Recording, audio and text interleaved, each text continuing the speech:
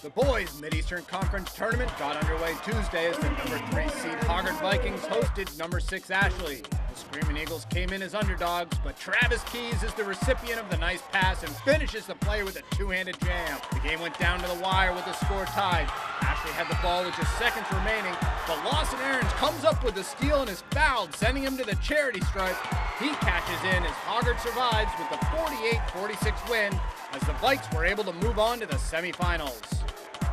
We just made a couple of plays down the stretch with our defense. They had a couple big shots down the stretch too. So, Lawson just made a play down there, stealing that inbounds pass. So we'll take it, move on. Postseason basketball, it's not what it looks like. It's trying to find a way to win. So we're fortunate to be playing again on Thursday. Rose topped New Bern in the other opening round contest, setting up Thursday's Final Four at Brogdon Hall. Laney and Hoggard faced off in the opening game of the Mideastern Final Four. Lawson Aarons gets the steal and goes coast to coast. Vikings go up 19-11 on the layup. Laney would get the lead down to 2 as Bishop Flood hits the little baseline runner late in the second quarter. Tyler Thayer hits the three-pointer from the wing, giving Hoggard a 26-22 halftime lead. The Vikings would extend that advantage early in the third quarter. Drew Combs picks up the loose ball, knocks down the jumper, giving Hoggard a 32-22 advantage. Laney wouldn't go away quietly. Josh Shackelford gets into the paint. The Bucks were able to get the lead down to 4, but Hoggard opened their lead back up to 9 points headed into the fourth quarter as Aarons hits the jumper. Thayer then keeps things going. He hits the trifecta from the corner, putting Hoggard up 48-34. The Vikings roll. They pull away for the 53-36 win, advancing to Friday night's championship game. We talked about how in tournament play, when you're playing teams you've seen twice in a year, that somebody else has got to step up and do something. And I thought Tyler Thayer did a good job for us tonight, giving us some points, knocking some shots down.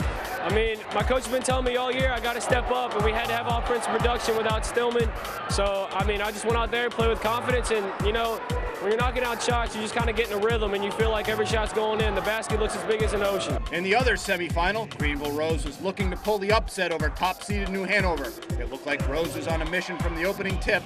They get the game's first hoop. The early stages belong to the Rampants, so they lead 10-2 early on. New Hanover head coach Kirk Angel tries to get his team to regroup.